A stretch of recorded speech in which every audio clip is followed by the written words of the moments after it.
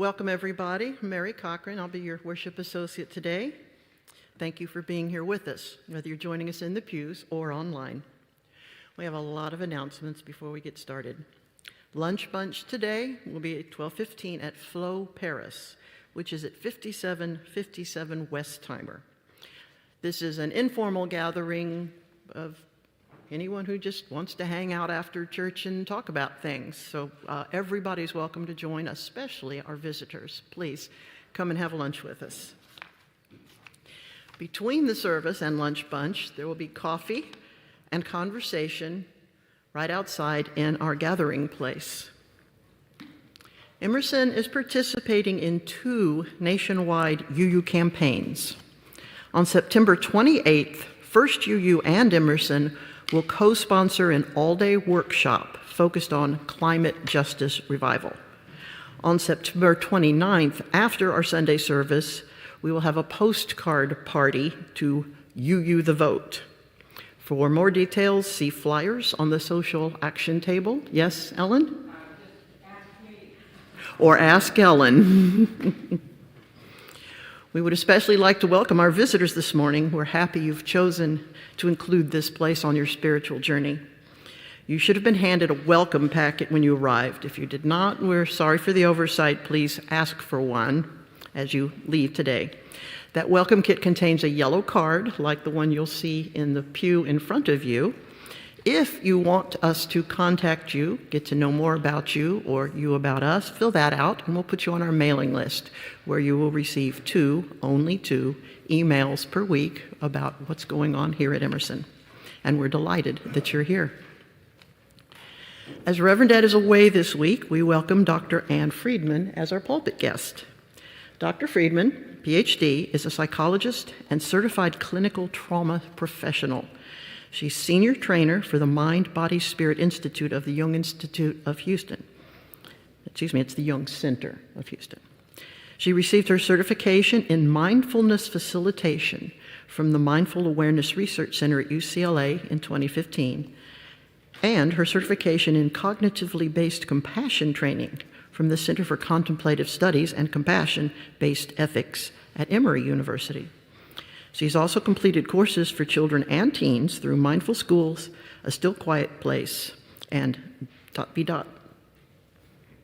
and teaches mindfulness to adults and youth individually and through classes at the Jung Center, and provides trainings for businesses, nonprofit schools, and medical institutions internationally. She taught through UNICEF and Mental Health America across Southeast Texas, Florida, and Puerto Rico following major hurricanes, and taught in school in Oklahoma through Health Corps.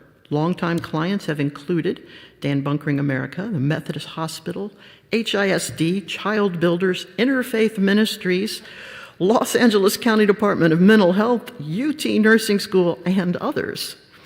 For 10 years, she served as an adjunct professor in the UH Counseling Psychology graduate program and holds a doctorate in counseling psychology and a doctor of jurisprudence from UH. Completed her internship in clinical psychology at UT Medical School and her postdoctoral fellowship in clinical neuropsychology at Baylor. Very well qualified. And I understand just a few days ago was the honoree at the MHA gala here in Houston. In only 3 or 4 weeks now, we will be kicking off stewardship with our stewardship dinner on October 5th in, better be back by then, Westwood Hall. Start thinking about it now. We will have our usual sit-down marvelous dinner to get things started. So put that on your calendars. Plan to be there. Yesterday, we had a rather, for me personally, exciting thing happen here. Gerald Self, who built this harpsichord, came to visit us personally. This harpsichord has been repaired, refurbished, retuned, and is now going to be played again for the first time in I don't know how many years. So please enjoy our prelude on the harpsichord.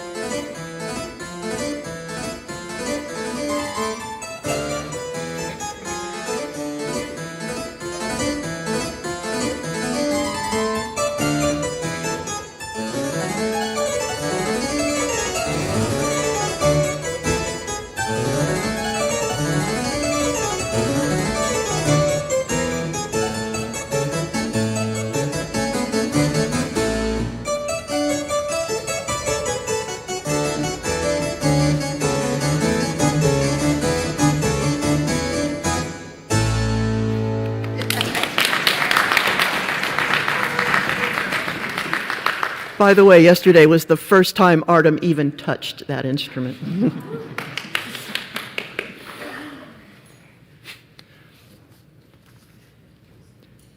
And now, I have the heavy task of transitioning us into our sacred time together. A time of reverence, a time of attention, a time of intention.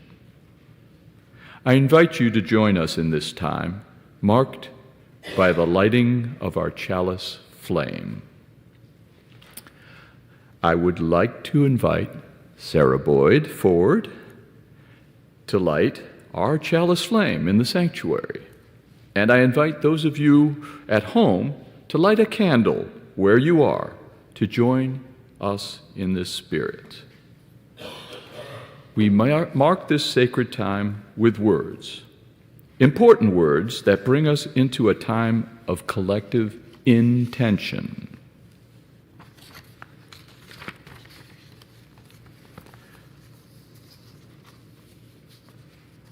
Today, we hear the words from Reverend Amy Carol Webb. Please join me in reading these words together as they appear on your screen. We meet in the spaces between us, the apparent void teeming with the you and the I that overlap in this one sacred living moment. Emerson is a beloved community of faith, reason, and affection. We welcome all to grow in mind and spirit as we build a better world. We do this by gathering to seek, learn, and grow, and in the course of our work, to promote love among each other, our congregation, and the wider community here in Houston.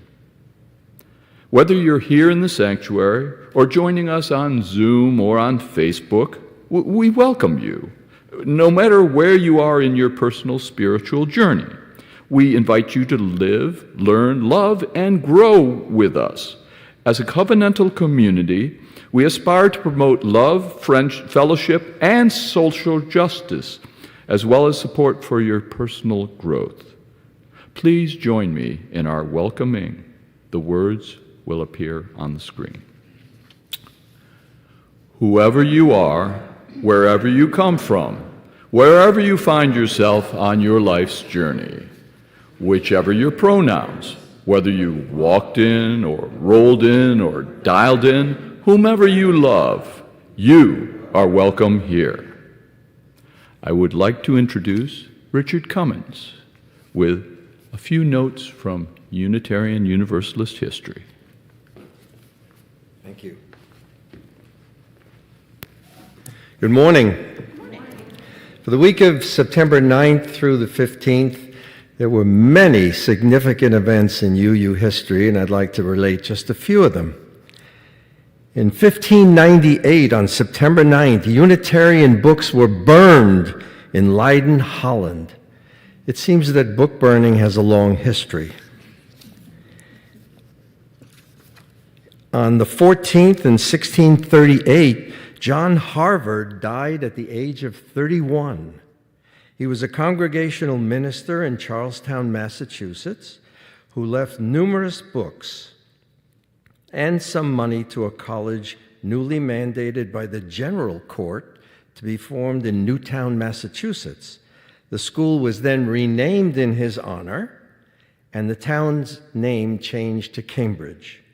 Harvard College became a center of Unitarian intellectualism and the dominant training ground for Unitarian ministry. In 1847, President William Howard Taft was born in Cincinnati, Ohio.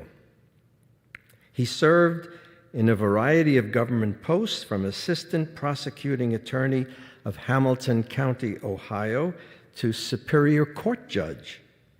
He went to Washington as Solicitor General and then became civil governor of the Philippines, mentoring that nation toward full independence with as little attention attention to racial differences as he could. He then became Secretary of War before being elected President of the United States, 1908 to 1912. When his term was over, Taft went to Yale University, where he taught law until 1921, when he was appointed Chief Justice of the United States Supreme Court. He also served as moderator of the American Unitarian Association and was a member of the First Unitarian Church of Cincinnati. He died on March 8, 1930. And those were significant events in UU history for that week. Thank you. Back to you, Dr. Ann. Yeah, okay.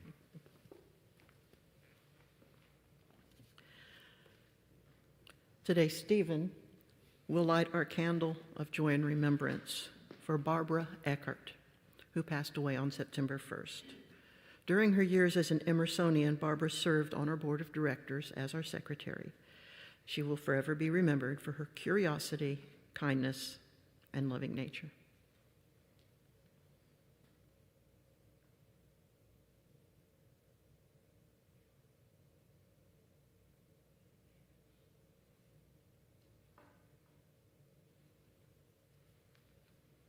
Each time we are gathered, we hear words from one of the 6 sources of Unitarian Universalism. Today's words, I'm not sure this actually qualifies as a prophetic person, but actress Helen Mirren. I don't believe that if you do good, good things will happen. Everything is completely accidental and random.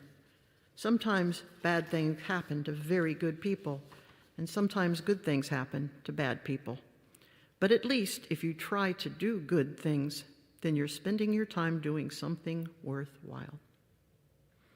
And now, with our chalice lit and our hearts and minds centered, we will celebrate more by singing a hymn. Stand if you wish, stay seated if you wish, but please join us in singing hymn number 21 in your gray hymnal, For the Beauty of the Earth.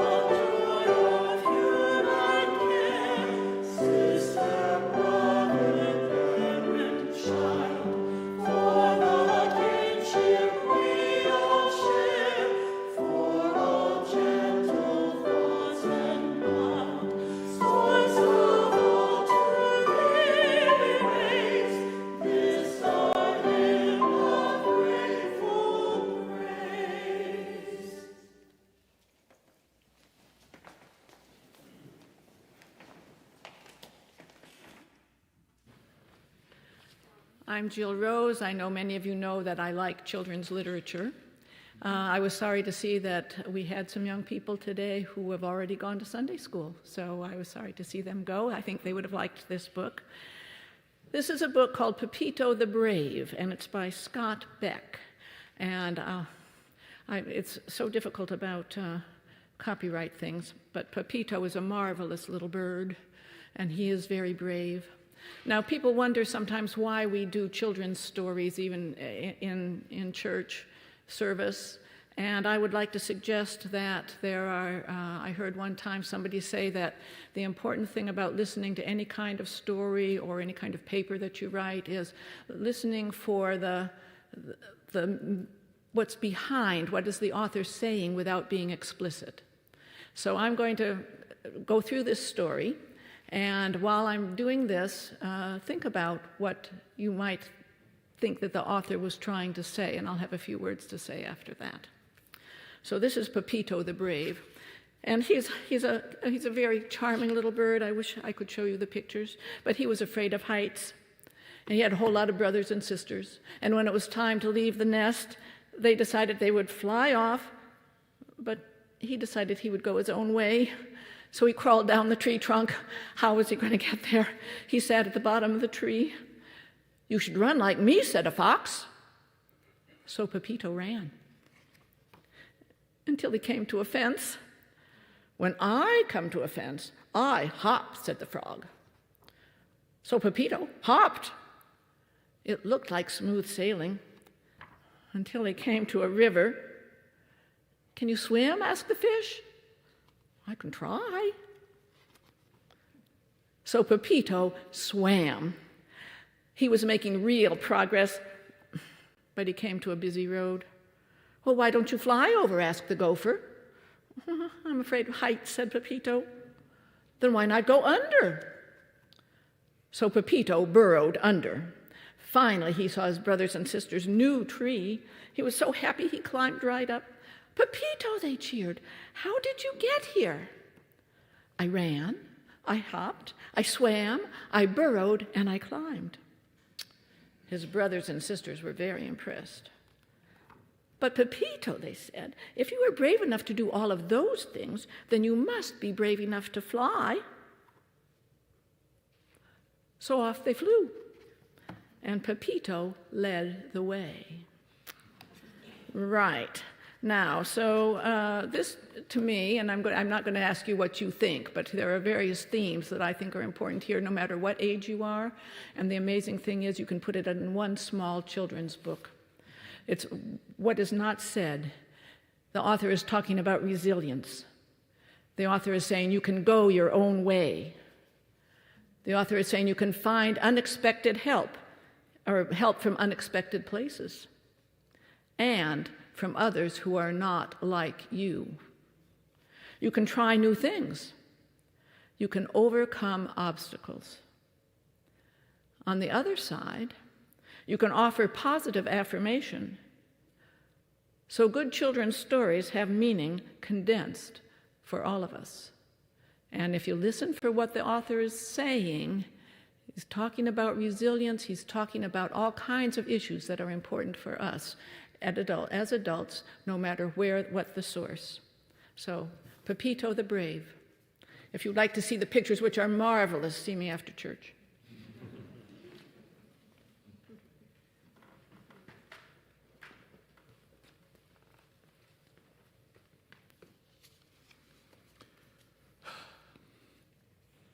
Each time we gather, we ask your help in fulfilling this church's mission. The success of this church and of the principles we support is made possible by the work of our members and friends and by your financial support. We honor that support by striving to live the mission of this place fully and wholeheartedly. Here at Emerson, this collection does not go to funding our work, which is funded through the pledges of our members of financial support. This collection each week goes to fund the work of our important partners of Emerson who, in our opinion, live out our Unitarian Universalist values in our community and in the world beyond our community. The act of giving our financial support is both a transformative spiritual act and one way we live our values. 75% of today's offering will go to our September recipient, the Women's Home. For almost 70 years, the Women's Home has been building communities that strengthen women and support families as they reclaim their stability. The Women's Home envisions a world in which every woman embraces her unique values and potential for a life filled with love, dignity, and purpose. The remaining 25% of today's offering will go to Interfaith Ministries Meals on Wheels, which provides thousands of meals every day to Houston's homebound seniors. You can go to our webpage for online giving, put cash or a check in our offering basket, or mail a check to the church. During the offering music, children who want to attend their RE class may follow. Who's in charge today? Good grief. They're all gone, are they? Okay, let's just go with the music then. Please, give generously.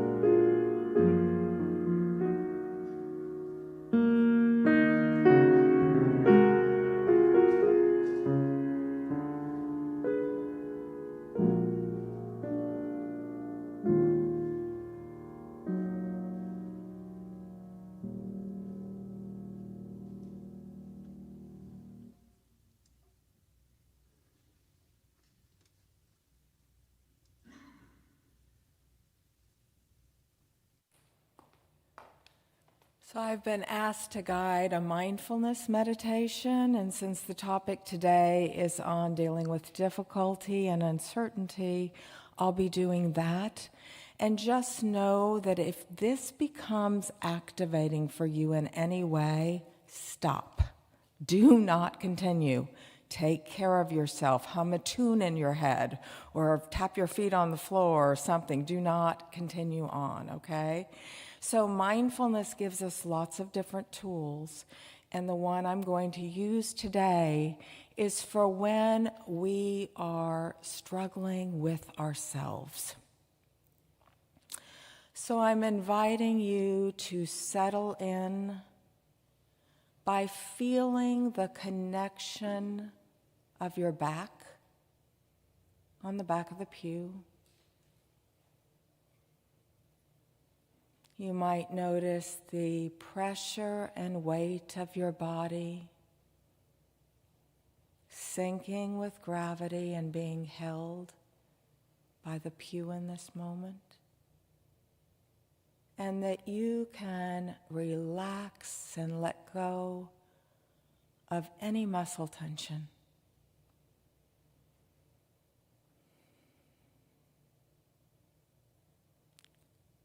And taking 4 of the deepest, most conscious belly breaths, inhaling through your nostrils all the way down to the belly, and exhaling, lengthening the exhale to release tension and stress. This long, slow, deep breathing actually activates our parasympathetic nervous system of rest and digest. So make those deep breaths down to the belly and the exhales as long as you can make them.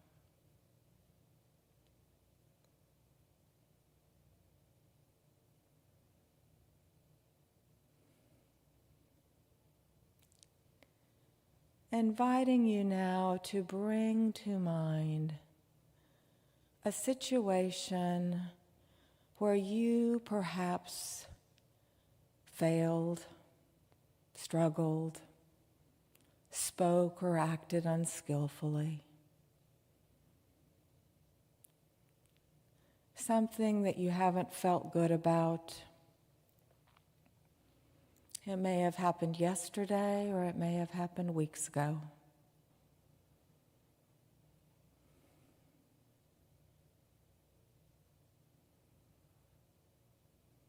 Please don't work with a trauma. Bring it fully to mind as if you're back in that situation right now.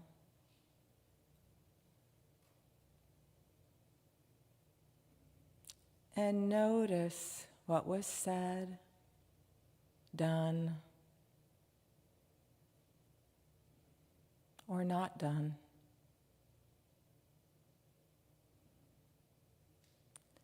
Inviting you to hear your inner critic. What is your inner critic saying?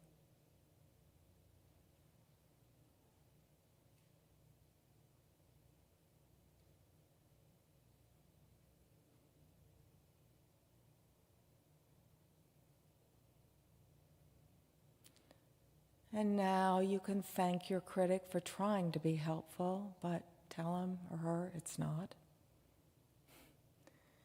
And instead, listen to the wise one within you, which you have, all of us have, the divine spark of wisdom within. And this wise one says to you, you are who you are, and you were who you were in that moment. You could not have been different.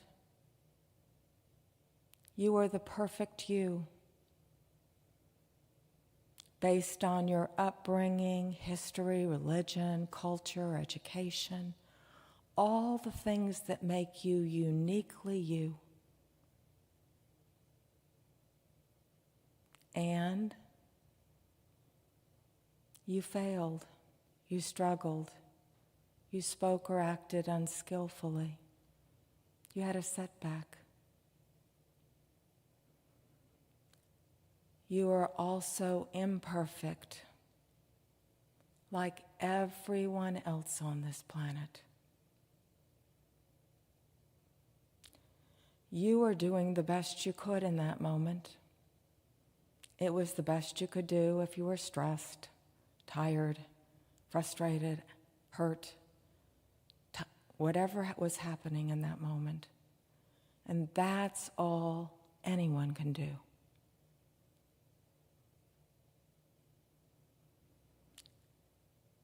You, like every other human being on this planet, are messy.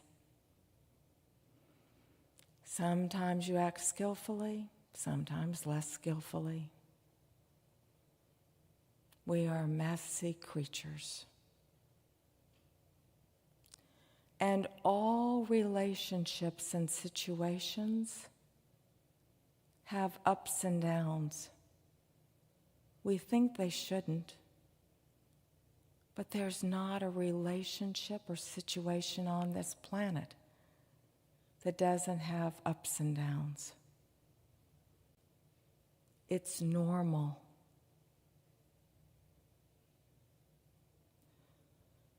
No matter what happened to you, what you did or said, the setback, mistake, failure, it's a guarantee that millions of people on the planet experience the exact same thing today. There are no new human stories, and our stories are universal.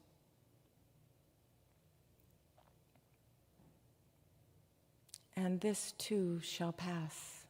Everything does.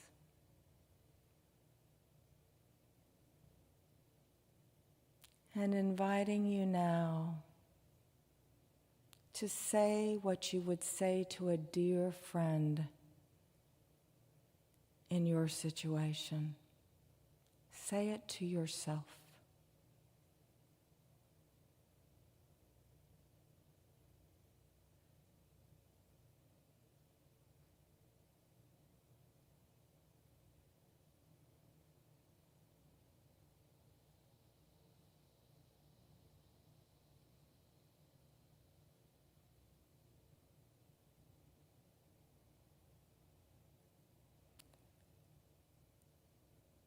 And now, letting go of this situation. And as we begin to move into some silence, inviting you to continue to reflect on how to be more compassionate with yourself,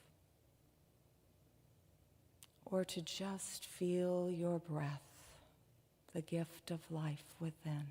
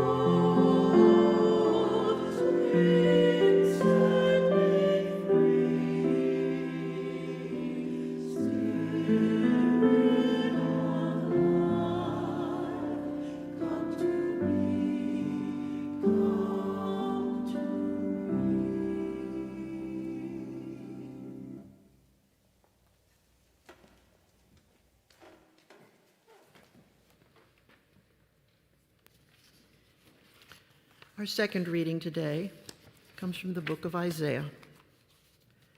See, I am doing a new thing. Now it springs up. Do you not perceive it? I am making a way in the wilderness and streams in the wasteland.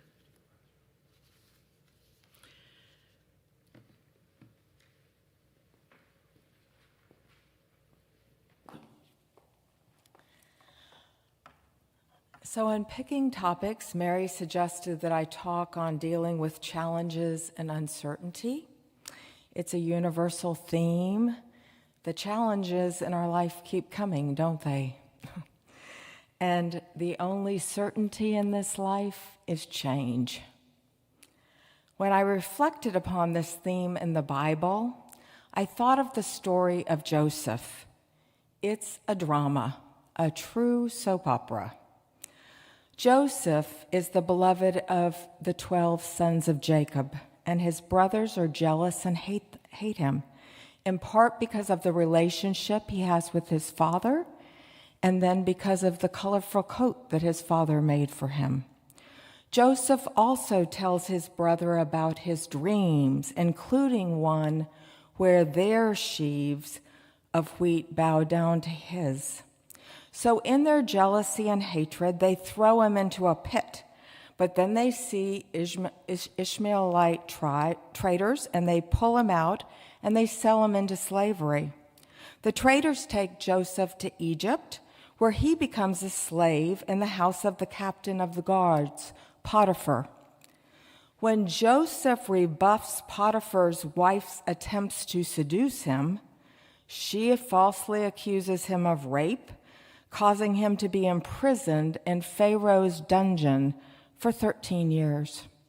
So, I think you'd agree at this point that Joseph could be forgiven for a little self-pity, hatred of the people around him, and serious anger at God. He's gone from being hated by his siblings to being sold into slavery to being falsely imprisoned. But the Bible says that even when Joseph is in his darkest circumstance, God, or whatever you call that universal spirit, is with him. Then things get brighter. Joseph is interpreting the dreams of fellow prisoners, and when Pharaoh hears of it, he asks Joseph to interpret his dream. Joseph predicts the famine coming to Egypt, and Pharaoh appoints him as the top minister to devise a plan to save Egypt from starvation. And that's when Joseph's brothers show up trying to buy food. Where there's a lot more to this story, suffice it to say that Joseph forgives his brothers and tells them, "So then, it was not you who sent me here, but God." Joseph does believe that it's all part of a divine plan.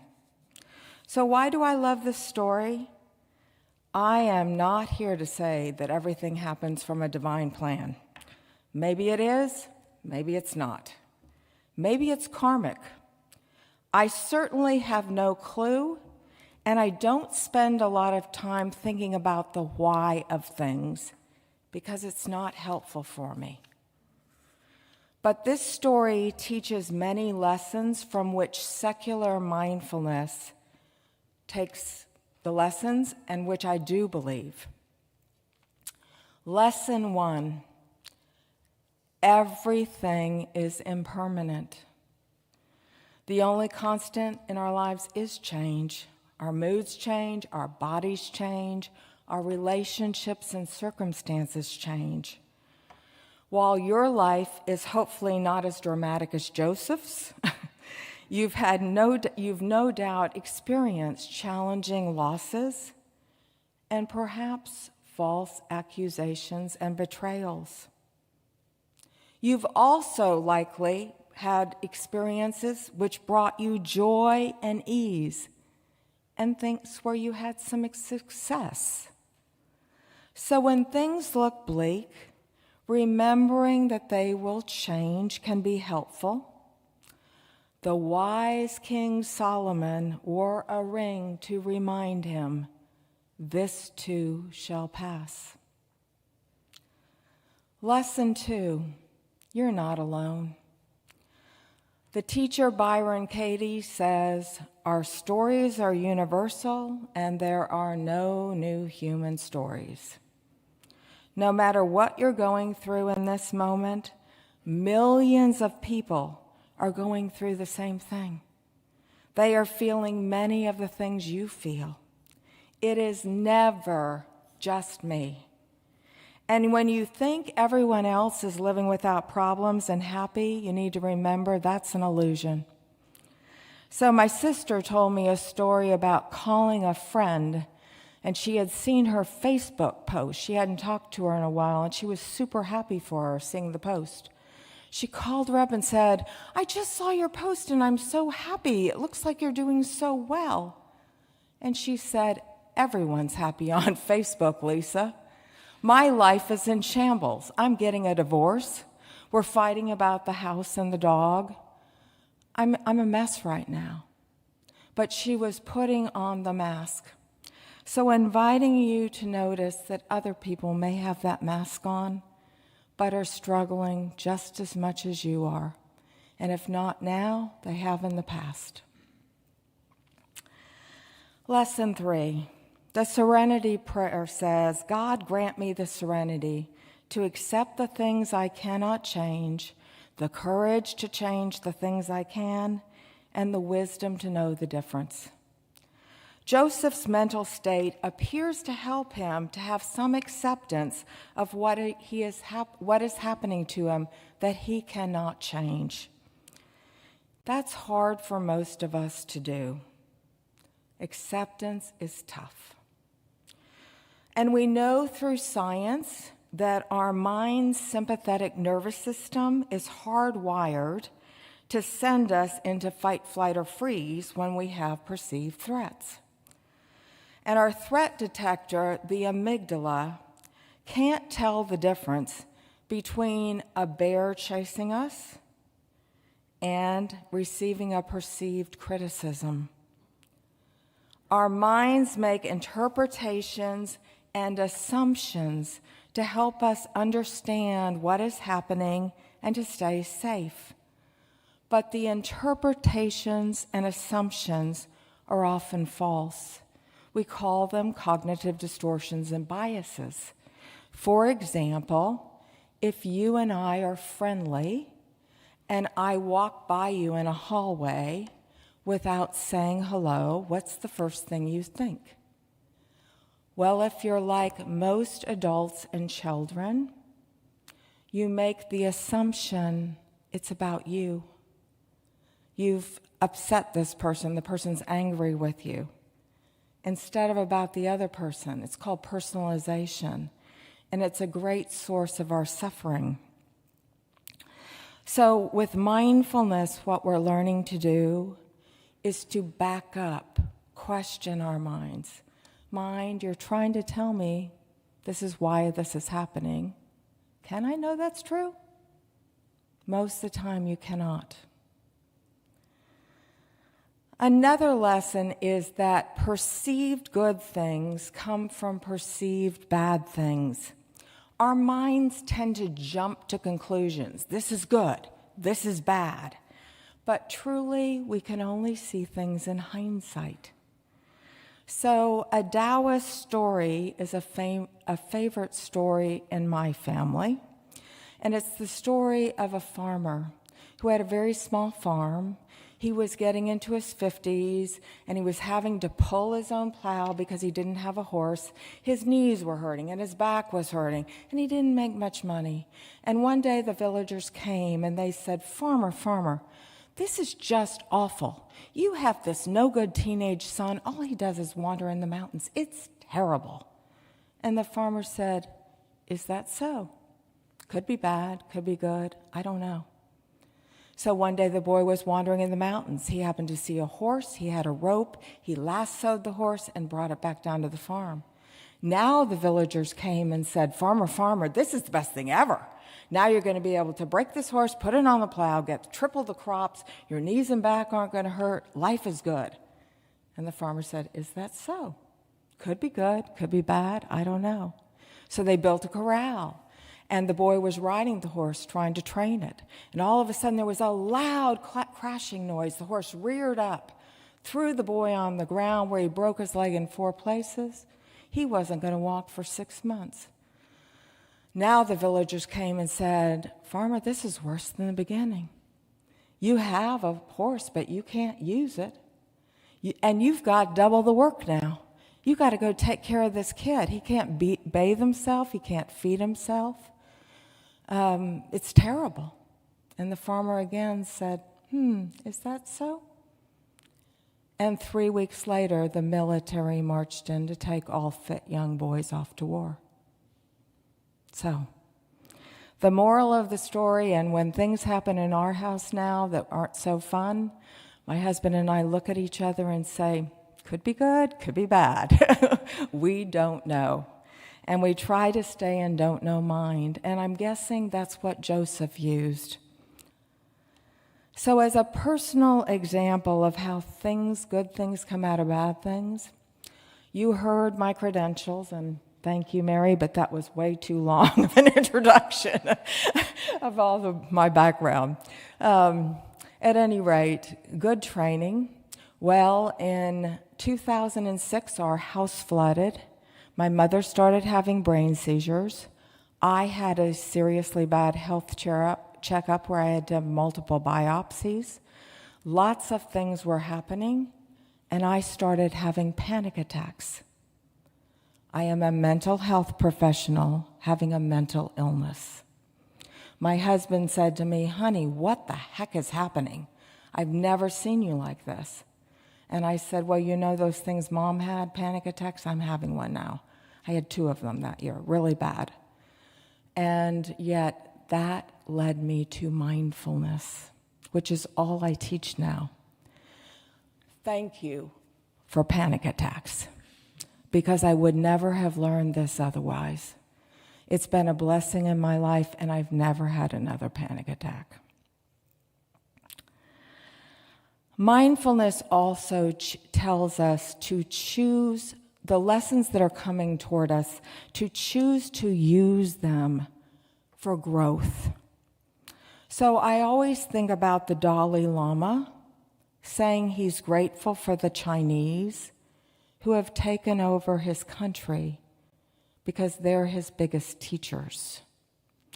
He tells the story of one of his monks in prison for 18 years by the Chinese. And when the monk was released, he told the Dalai Lama, "There was one thing I was afraid of. I was afraid I might lose compassion for the Chinese." That's pretty amazing. The Dalai Lama was very inspired by this, seeing how forgiveness helped the monk in prison. Because of his forgiveness, his bad experience with the Chinese didn't get worse. Mentally and emotionally, he didn't suffer as much. He knew he couldn't escape, so it was better to accept reality than be traumatized by it. Like the Dalai Lama, Joseph doesn't succumb to bitter resentment and hatred. Instead, he uses his time to be helpful, interpreting dreams. When you're in a dark or uncertain place, what can it teach you? How can you use this knowledge to help others? Can you find compassion for yourself and others? And finally, even if you can't find compassion, bearing grudges and judgment towards others in our hearts only eats us up. When we think about our grudges and judge others, even when it feels merited, stress chemicals drop into our bodies, adrenaline, cortisol.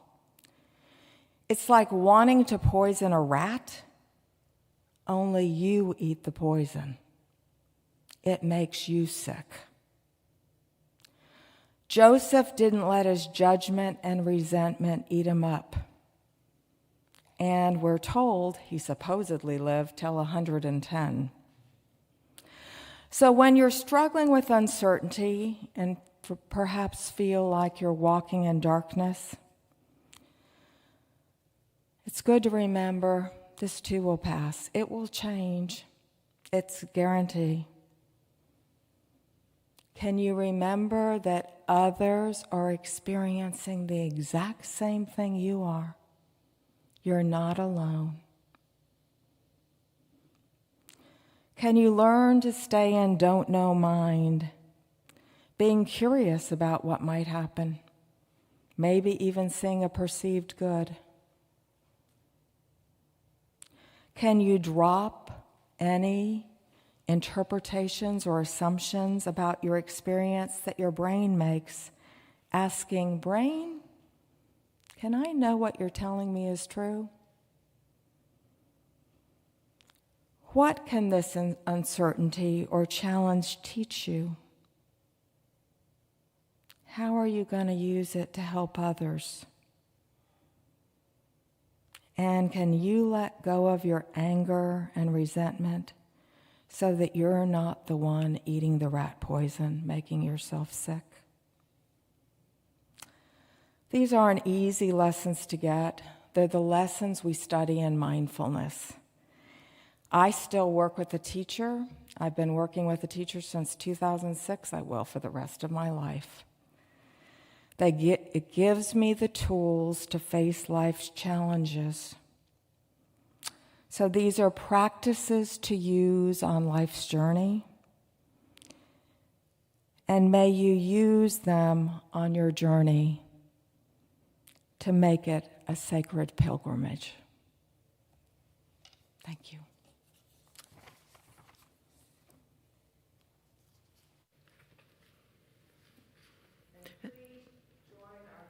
With the closing hymn, Blue Boat Home, number 1064.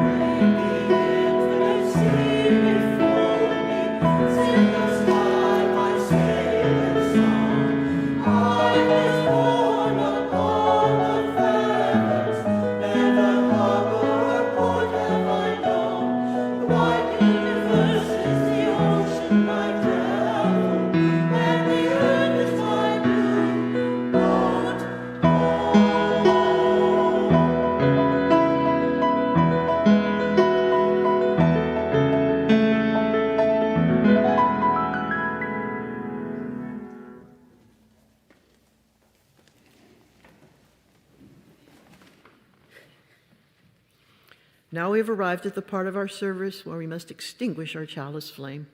I invite Sarah to come extinguish it for us. This flame has served as a reminder to us that our time together this morning is sacred, a time set apart. In the words of Reverend Brian Keeley, the chalice is now extinguished, but its light lives on in the minds and hearts and souls of each one of you. Carry that flame with you as you leave this place and share it with those you know, with those you love, and most especially with those you have yet to meet. We are so grateful for your presence this morning. For those of you who have joined us on YouTube, after the postlude, we will be ending our streaming service. Thank you to all online attendees. We look forward to hosting you again soon. May we, in the course of our week, be more and more aware of the communities of which we are a part. May we be more and more aware of our individual part in these communities. May we be more and more aware of how those communities co-create our journeys with us. And may we be more and more aware of how we co-create their journeys with them.